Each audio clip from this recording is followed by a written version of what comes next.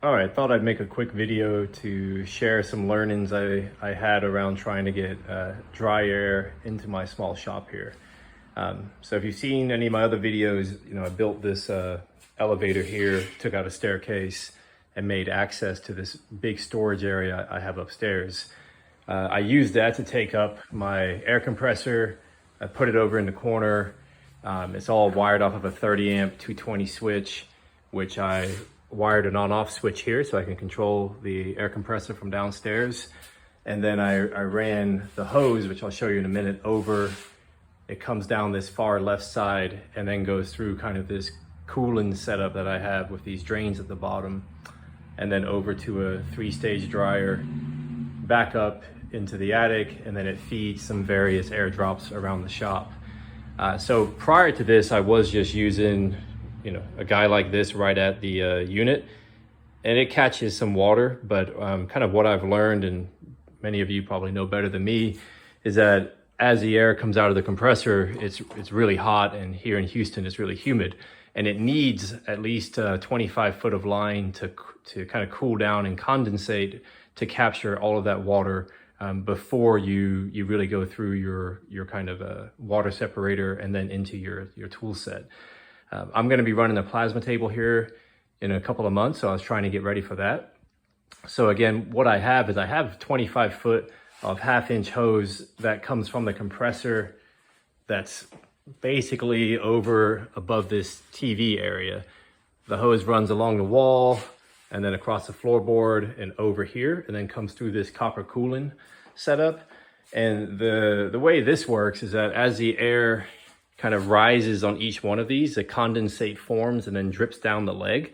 And I'll get, I can crack one of these open, it's all 1/2 inch, and get water out. And then as you move to the right through each one of these, you should get less and less water, hopefully minimal or no water here. Then it goes through your 3-stage dryer. And this one has these kind of, I forgot what they're called, but these blue balls that will turn pink if they're absorbing moisture, and you replace them. Then it goes back up, and from there I feed my end tool. So kind of take you up here and show you how I'm utilizing some of this space, although it's a wreck. I've had this elevator going for well over a year now. Works really well.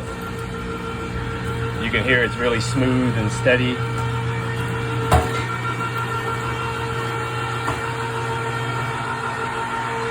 Okay, so there's the air compressor. I have another hose wheel up here for when it's not summer.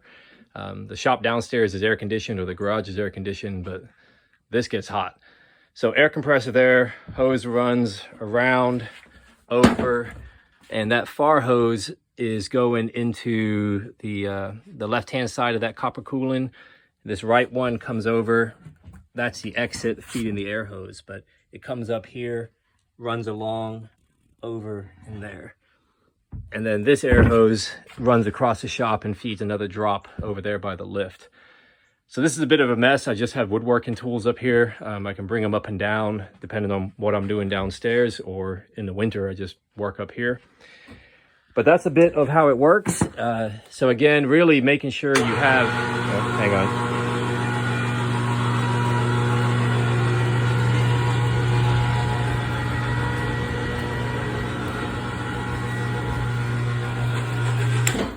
Really making sure you have about 25 feet or so before you get to your separator is key. I have 25 foot of rubber hose, and then this is about another 35 feet. Each one of these verticals is just over 4, or right at 4 feet or so. So 5 loops of that plus the runs adds up pretty quickly. You can see I've got the various valves, so I can isolate this guy and take it out if I needed with the unions. This just cuts off air to the rest of the shop if I don't need it. I've got a drop here for mainly this side of the shop.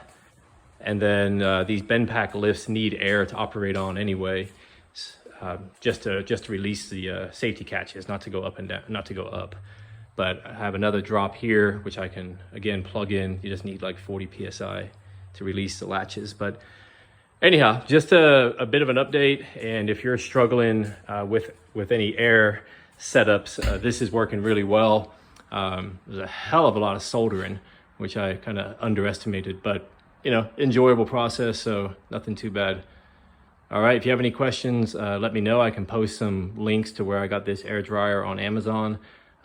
Copper is expensive at Home Depot. That was painful.